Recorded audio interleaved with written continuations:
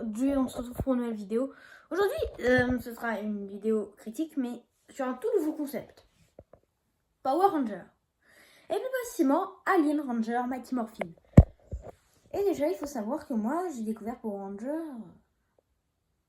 J'ai pas découvert toutes les saisons dans l'ordre ou même pas. Alors tout d'abord j'ai découvert les 3 saisons Mighty Morphin. Puis ensuite j'ai découvert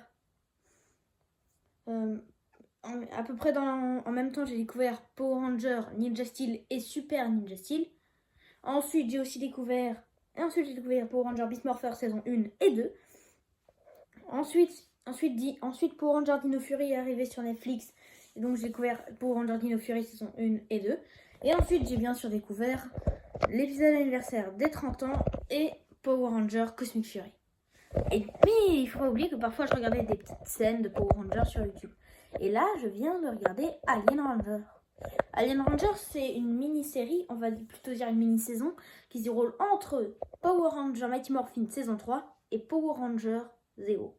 Certains l'incluent dans Power Ranger Mighty Morphin saison 3, et d'autres disent que c'est une série séparée, que c'est pas vraiment une saison. Moi, je dis que c'est la saison 4 de Power Ranger. Ça passe, non? Du coup, qu'est-ce que j'ai pensé de cette saison? Alors déjà, les Alien Rangers, c'était bien. Ensuite, le fait que Billy grandisse directement, c'était bien. Bon, voilà. Qu'est-ce que je peux dire d'autre sur la scène? Déjà, le fait qu'on a une nouvelle équipe, parce que c'est la première fois qu'on a une autre équipe que les Mighty Morphin. Parce que pour ceux qui savent pas, au début, on avait Jason, Zach, Trini, Kimberly et Billy. Puis ensuite Tommy, et ils avaient les pouvoirs. Tommy est parti, et puis il est devenu chef de l'équipe, il est devenu le Ranger blanc. Puis ensuite, Jason, Zach et Trini ont dû partir et ont cédé leur place à Rocky, Adam et Aisha. Puis ensuite, c'est au tour de Kimberly qui a dû partir et elle a cédé sa place à Catherine. Et puis ensuite, dans Alien Ranger, lors de la quête du Zéo Cristal, eh bien, Aisha a cédé sa place à Tanya. Bon. Et ce que j'ai aimé, oui. Sur une échelle de 1 à 10, je mettrai une note...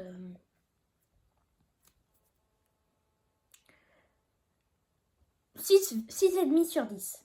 C'est déjà bien. 6,5 sur 10.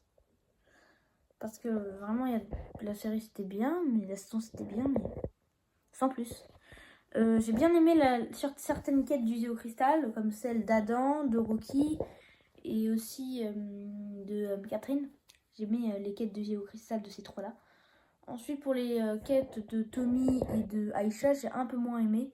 Sans dire que celle d'Aisha, c'était sur 2 épisodes, les 2 derniers. Et Aisha, elle est restée dans le passé. Et Tanya, elle est arrivée. Et on va même pas se mentir. Et aussi, certains disent que le plus jeune Ranger de toutes, c'est Tanya. Parce qu'en fait, elle avait 10-11 ans. Du coup, elle est plus jeune que Justin, le Ranger bleu turbo. Mais c'est faux. Parce que depuis qu'elle a grandi, donc elle a 11 ans quand elle grandit, et elle a 11 ans quand elle grandit à peu près. Et Justin, lui à ce moment-là, il avait 11 ans. Et oui, parce que, on va dire qu'il y a à peu près 1 an entre le moment où Tanya, elle grandit, et Turbo Power Ranger Movie. Du coup, je trouve que ça s'explique. Bon, c'est déjà la fin de cette vidéo. N'hésitez pas à liker et à vous abonner. Et c'était Sdenko. Ciao!